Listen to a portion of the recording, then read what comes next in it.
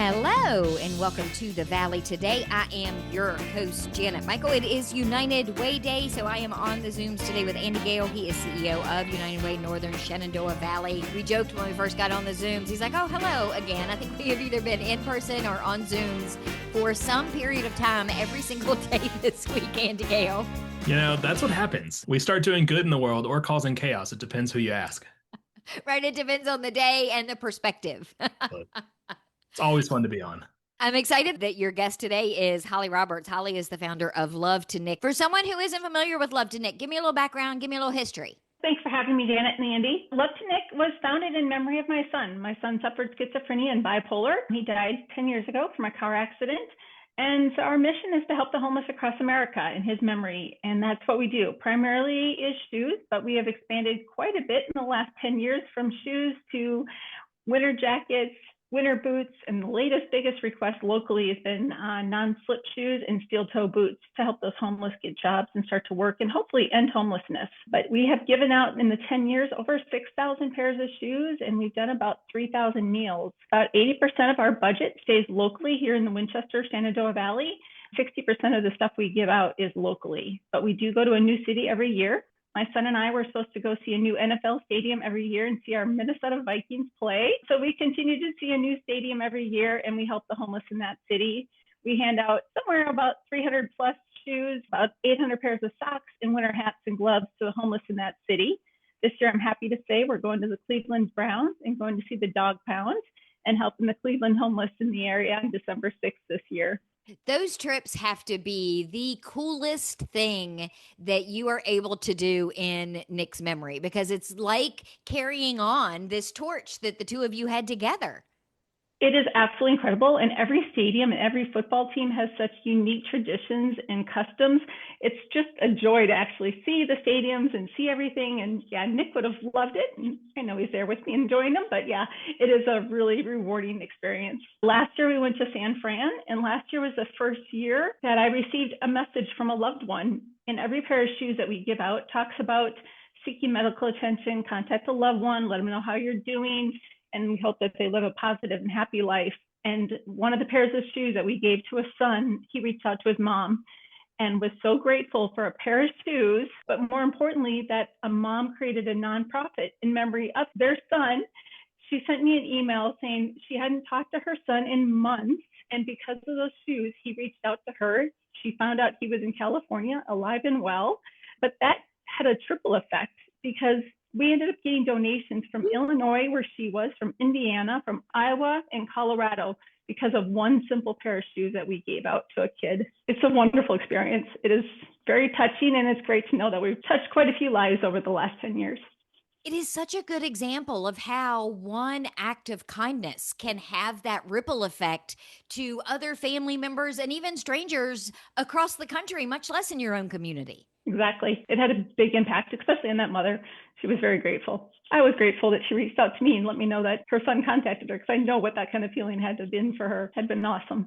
I think sometimes the fact that you are providing shoes and you're providing socks and you're doing some of these basic needs items, it doesn't seem as important maybe to some people from the outside looking in, and they have no real idea what kind of impact a warm pair of shoes can make, or like you mentioned earlier, a pair of steel-toed boots that now allows them to get a job and work themselves out of homelessness.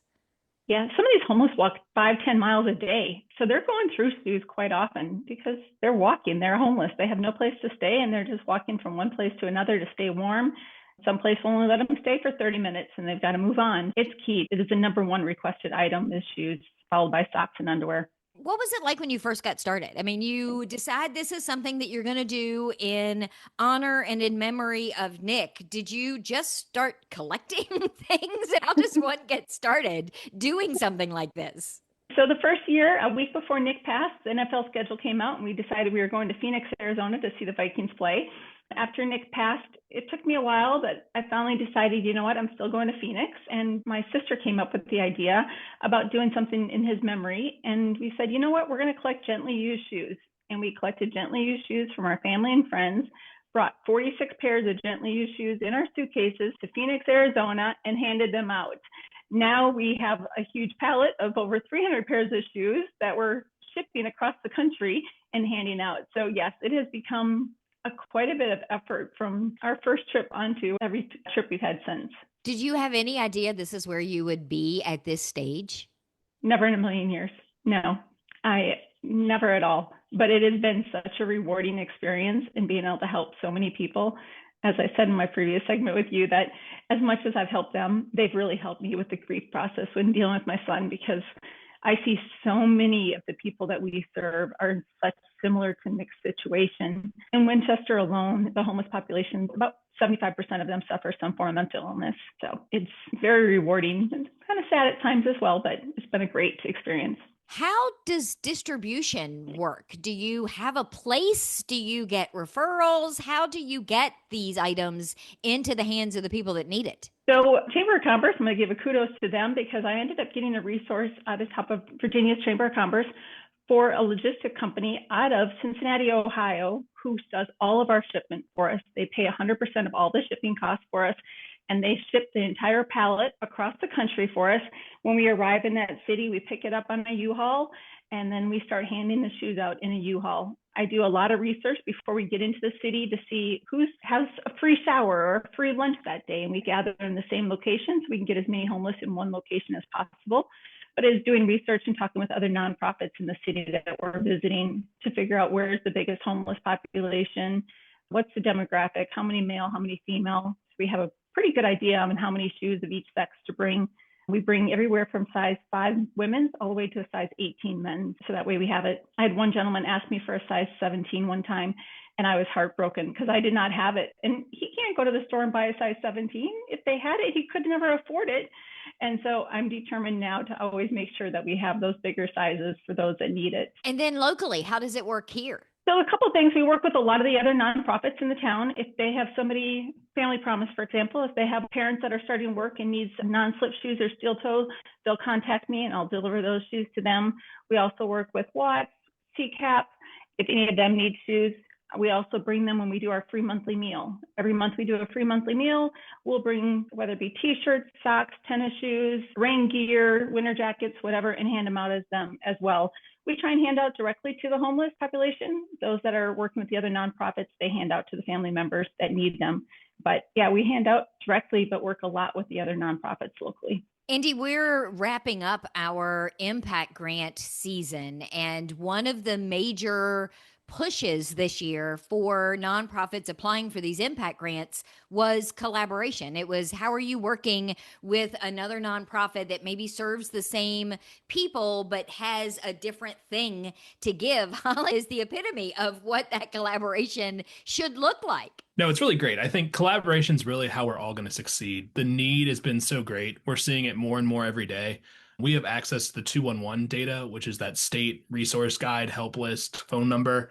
So anyone listening, if you ever have anyone that needs a resource, be it clothing, shoes, food, shelter, utilities, rent assistant, you can just dial 211 from your phone and you'll get connected to a statewide network of resources. And we're seeing that data. So we get it for our 6 localities. So Winchester, Frederick, Clark, Warren, Shenandoah, and Page. And above and beyond, the biggest needs there are, right now, we've seen it be housing, rent, utility assistance, and food. We're seeing basic needs that Holly, Love To Nic are able to help with in their way really come to the forefront. It's data that we always knew, but now that we can put numbers to it, partnering, we have the health department data, we have data from the Congressional Census TAC.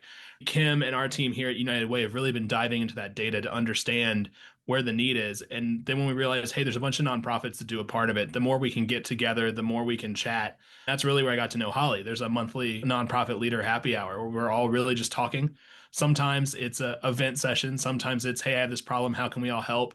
It's really been great for us to come in and say, hey, look, nonprofits, yeah, there's a lot of us, but we do work together. We want to talk. And we took that and followed the lead of Valley Health with their grants for the impact grants this year and said, hey, you have to have partnerships. If it's just you and you're doing something similar, we're not going to fund you. We got over $800,000 in requests from 50 nonprofits from around the region. So I don't envy the impact grant panel chairs. The nice thing is it's not up to me. It's not my team sitting in a castle on a hill going, I like you, I don't like you.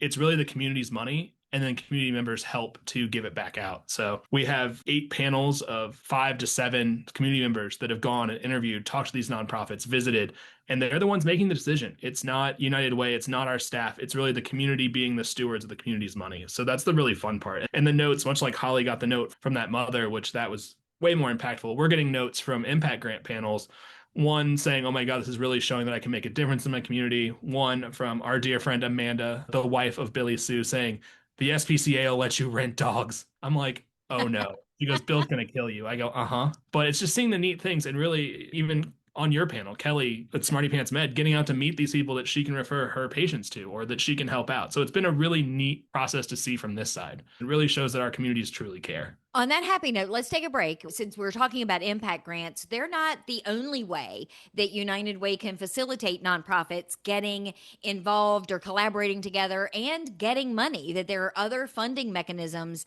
that we have too. And I know that Holly is a recipient of one of those or has applied for one. So can we talk about that in the next segment?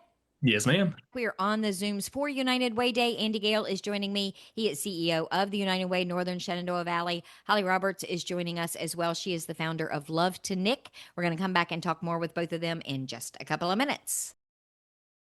Looking for ways to serve but don't know where to begin? Go to justserve.org, a free site to help those who want to serve find opportunities nearby. Just Serve has teamed up with organizations nationwide. Go to justserve.org and type in your city, and you'll see a list of service opportunities. Sign up on Just Serve to receive emails letting you know about new projects. Just Serve is fast, free, and easy.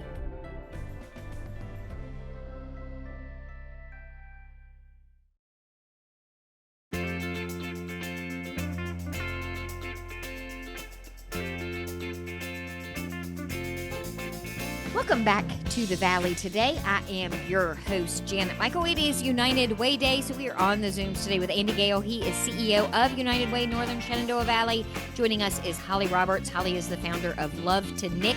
We talked a little bit in the first segment about what Holly does, why she does it, and the incredible impact that she has, even if it's just on one person, is so impactful.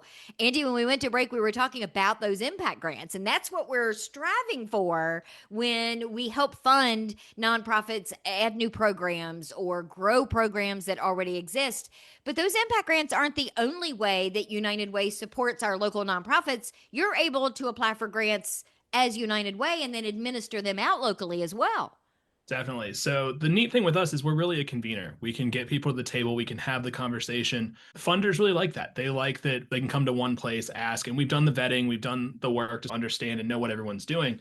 Kim Wilt, Director of Impact and Advancement, on her 5th day, met a funder and struck up a conversation and threw out some ideas because we were down in Page County for their community action team and we're really impressed. Kim and I both have extensive backgrounds in Winchester, Frederick, Clark, but are learning our southern counties, so Warren, Shenandoah, and Page. And we said, okay, let's go to Page. We weren't expecting much in this meeting. They were all working together. They were really trying to strive and figure out what common problems were there. And we walked away flabbergasted, jaws on the floor. And then Kim was reiterating this story to this funder. And the funder said, you know what, I really want to get more involved in the rural counties and make a difference at a basic needs level. So we actually were granted $100,000 to give out in those 3 counties. We broke it into 2 parts. So we got our first one done, sent a report in. Holly and Love To Nic did a great job in Warren and Page, giving out shoes and doing food and meals. We also worked with Page One, Shenandoah Alliance for Shelter, and then Blue Ridge Habitat did repairs down south as well. So we originally told the funder about 700 families we expected to be able to make an impact on it. It was over 2,200 individuals that we were able to impact with this money and keep people in their homes, get them food and clothes, and just really provide those basic needs. The funder met with us again. We got the next half. They were very impressed. So Holly, I actually have some fun news for you recorded live on the Zooms, but for the radio show, we're actually going to double what we gave you last time. So we have $5,000 coming your way to do another round of shoes and food in the southern counties. Wow, that is awesome. I can't wait. Thank you. We're going to make a huge difference. Yeah, that's incredible news. Thank you. Wow. Yeah, we're excited. Working with another group of nonprofits, similar ones. We'll see. So more announcements, but Holly's will come out first just because when she jumps on the Zooms real quick with me to record a show, we have some fun news. So we're excited. We're really looking forward to making a difference. Really, the nice thing with United Way is being that connector and that convener. We can go out for these larger grants. We are able to show our history of giving, our endowments to back up the grants, and funders are willing to make investments through us to work with partners that are already vetted, get the data, and the team here with Pam in accounting and then Kim doing the grant reporting. They're some of the best that I've ever worked with. So I'm excited to have the team I have, the opportunities we have, and really excited to see what we can do to leverage sort of regional grants at a larger scale. So, Holly, for someone who's listening and they're thinking, wow, $5,000 sounds like a lot of money, but that's probably not going to buy a lot of pairs of shoes given how expensive shoes are right now. You don't pay retail for these shoes. You get donations, but you also have some pretty good deals and partnerships with other people as well. Yes, on average, I pay about $8.50 for a brand new pair of Nike shoes. I have paid as cheap as $3.50 for a brand new pair of Nike shoes because I was able to buy 500 in bulk. So yeah, we get a great deal. With the 2,500, we ended up providing 550 meals, food and clothing and shoes for multiple families as well. So yeah, that $5,000 can buy a lot of shoes and a lot of food. So yeah, we get some great deals. We don't pay full price for anything. I tell people a $10 donation can provide somebody with a new pair of shoes, a couple pairs of socks, and hats and gloves. We are a Bombas giving partner.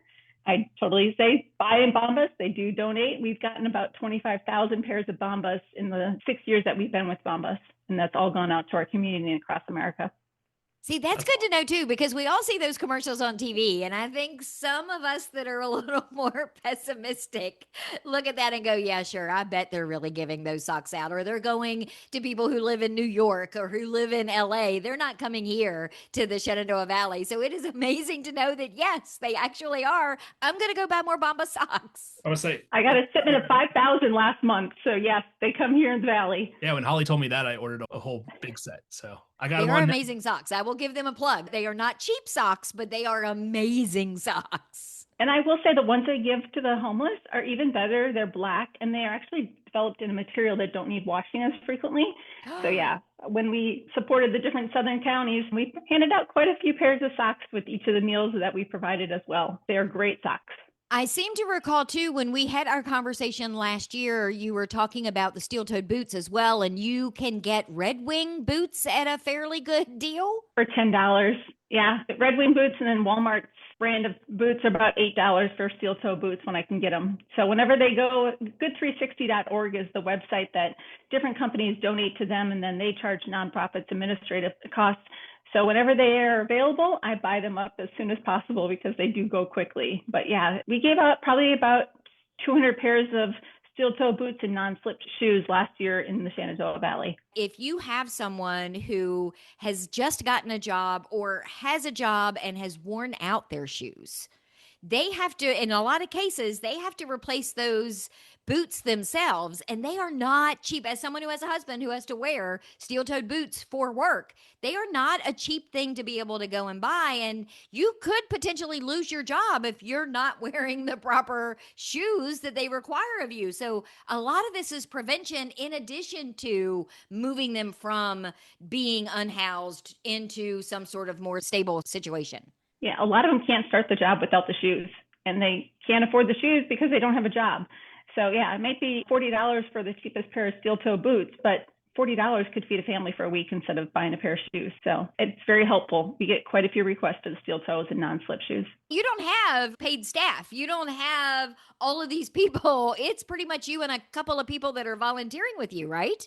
Yeah, we have no paid staff. We have no administrative fees. 100% of all donations that go to Love To Nic go to helping the homeless. All administrative fees, whether it be our transportation, our Airbnb, our hotels, our rental cars, all of that is paid for by myself and board members. I have a great support system and a great group of volunteers that help me, whether it be serving the monthly meals, helping me pack up all the shoes, unpack all the shoes and put them in my inventory. It takes a lot of volunteers, but the community has been absolutely amazing. So what can we do? So as someone is listening right now and they're like, I had no idea and I didn't even know that I could help in some way. How can they help in some way? Spread the word. I'd love being able people to tell us who we are. They can volunteer. We do a monthly meal. It's typically the third Friday of the month. It will not be the third Friday in June. I'll be in Africa. But usually it's the third Friday of the month. They can help serve. They can help hand out the shoes or the raincoats, whatever else we're handing out. We usually have a couple packing parties and unpacking parties. When we get all these shipments come in, the things have to be sorted and unpacked and all the tags removed and put in the inventory. Our Facebook page and our website usually has all of our upcoming events. LoveToNic.org. And Nic is spelled N-I-C? Correct. Yep. Andy Gail, we have a substantial amount of nonprofits in this area that are very much like Holly in that they are all volunteer run. They don't have staff. They are eating the cost of admin things. They're taking things out of their pocket in order to help somebody who comes to them at the last minute with some sort of crisis. I joke with you about this all the time, but I used to joke with Nadine about it all the time too, is that you guys have the greatest job because you get to sit on top of the mountain, so to speak, and see all of this good that's being done around you. We are fortunate and very blessed. I will say our team has come off the mountain. We are very much hiking up and down and coming in, and we have a really unique position of coming in to United Way and sort of redefining. We're turning 80 next year, which is really exciting. We want to honor that history and all the great work that's been done, but it's a chance to stop, pause, and really redefine. Dr. Yolanda Gibson was chair when I came on, and she said, let's take a purposeful pause and figure out how we can really do good in the community. And I've always taken that as my marching orders. The support from the board, we have a brand new team. I'm coming up on a year. August will be a year. Kim's a year in September. So we're new, we're lean. We're down to 3 of us on official team. And then we have a couple others that are grant funded, but we're in a neat spot. We get to come and work with people. It's having these conversations with funders that if Holly were to go to this funder, they'd probably say, hey, great, here's a small check. But when we can say, hey, let us work in 3 separate counties in the rural, providing basic needs, but then we promise the reporting. We promised the data. We were fortunate enough to have the endowment that 80 years of community support has helped us build. We're really proud of the work we're doing. We're really lucky to get down there and have conversations. Kim and I made our goal that we're in each of the counties every month. So we're in Page, we're in Shenandoah, we're down in Newmarket helping with things and really getting involved because we have the data, we have the time. We're one of those lucky nonprofits that, yes, we have staff, we have paid staff, but to be able to do it at the scale we're doing, you need people there to do the work, see the bigger picture and be able to pull those strings and make connections and make phone calls. Our friend Katie, who works with Blue Ridge Food Bank, came to us to Page County because the Page Action Team is working on a food box system and food to get to those that are in need, but also to those that are coming to the area as visitors that can afford it. So it was neat to say, hey, are you guys working with them? And they were like, no. So, okay, cool. Katie, jump in the car. Let's drive down. So it's really making those connections and making a big difference in the community because we want to help and make it easier. I've always said to you guys on the board, and I think I've said it on the show before, we want to be that nonprofit that helps other nonprofits. And our partnership with Love To Nic is really one of those ones we're proud of, ones that we know we can make a difference for. And when we want to keep building, we want to keep doing, we want to keep going out and finding those funders that are willing to invest and let us take care of it. This grant, as well as the ones we're working with the Wyatt Foundation on with the campaign for grade level reading, we're really able to leverage our community connections, our know-how, our history, our sort of cachet, so to say, to make an impact, make a difference, and really improve our communities. The future's bright. We're really excited. Holly, I am very happy that Andy decided to break the news that you were getting a double grant moving forward. I literally found out about it maybe 2 minutes before you did because he texted it to me before we got on Zoom. But I think you are going to do outstanding work as you always have. So thank you for everything that you do in all of our communities and across the country. I am very grateful for your service. Thank you. Thank you both. Thank you, Andy. Thanks, Holly. Keep up the great work. Any way we can help, just let us know.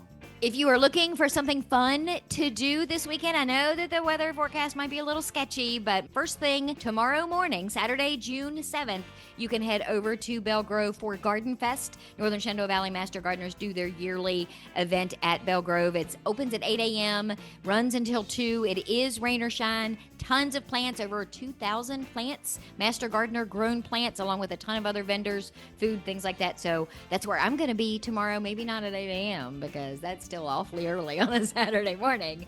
But go check out Garden Fest 2025 at Belle Grove tomorrow. And then I will meet you back here on Monday with a brand new episode of The Valley Today, just a few minutes after noon.